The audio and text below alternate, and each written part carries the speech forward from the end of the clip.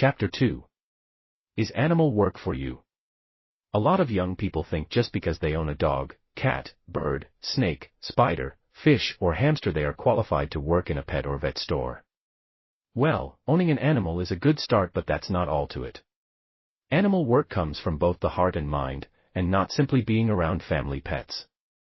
Aristotle, a famous philosopher, once said, "Educating the mind without educating the heart is no education at all."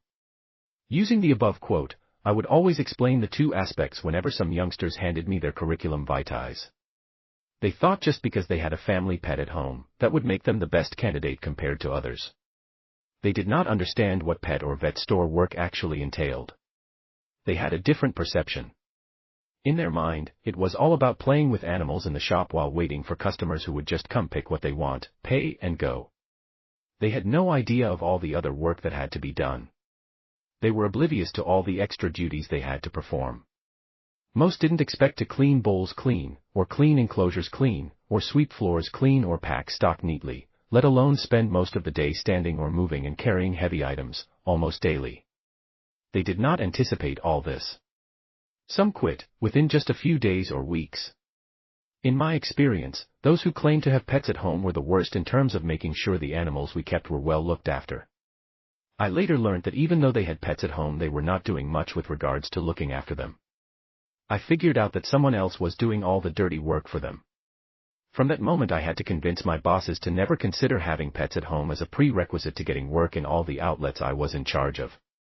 I felt everyone deserved a chance to prove their worth, whether they had some animal background or not. Parents and guardians, never forget that charity begins at home. Your children must not just eat, sleep, watch television and play computer games all day long. There is need for them to learn some house chores and keeping their environment clean and neat. Teach them how to solve conflicts early, not talking back, being patient in conversations, and being grateful daily. It will make them better beings when they meet, mingle, or live with others in their later years. No kind of training will ever go to waste. Proverbs 22 verse 6. As a child, never take this as punishment, but training from someone who loves you. In this chapter, I will explain what one is to expect and how to become an asset in the pet animal sector. First and foremost, whenever I received new staff to train, I kept reminding them that they need to know they're there for the animals first, customers second, the boss in third place, and money last. When being taught, it's always a good thing to get yourself a notebook and write down everything you are told, every single day. That alone gives your mentor the will to keep teaching you. It shows you are serious and willing to learn. Knowledge doesn't come free. You at least have to pay attention. While on this aspect, mentors, please note that not everyone grasps concepts at the same pace. Be patient with those that are slow. They will surprise you if you give them more time to learn. I remember a few youngsters who almost got fired for slacking, but with my intervention, they were given third, fourth and fifth chances. In the end, they turned out to be great salespersons. To the learner, if the person who is supposed to teach you is not there, don't sit or stand doing nothing. Learning is your responsibility. Seek knowledge, regardless. At work, I met different students with different attitudes. Some were quite receptive while others thought they knew it all, until they got stuck and came asking for my assistance. They failed to understand and appreciate the fact that I was teaching them so they won't make the same mistakes my colleagues and I made in the past, when we didn't know much.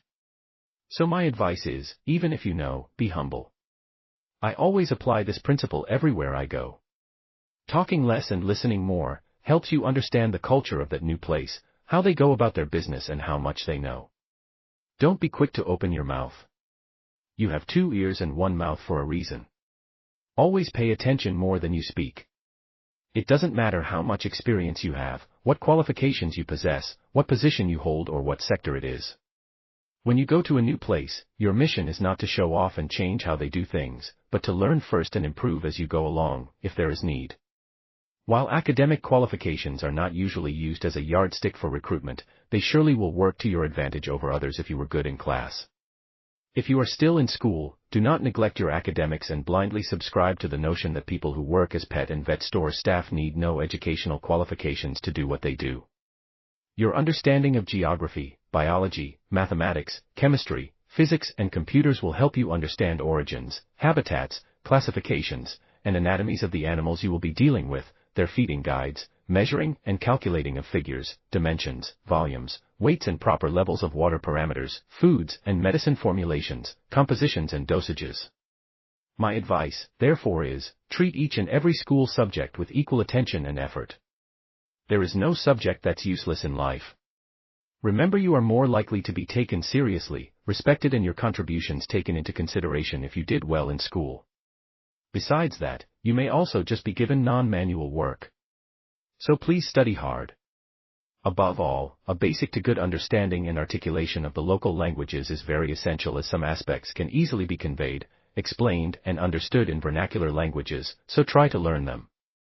It will help you a lot. I remember on several occasions some clients asking me if I could speak ISI Zulu. They felt they could explain what was happening to their dog in their mother tongue better. So please try to learn those local languages as fast and as much as you can. In my next synopsis, L will continue explaining what you should expect to be doing when working with animals. Please continue to share, read,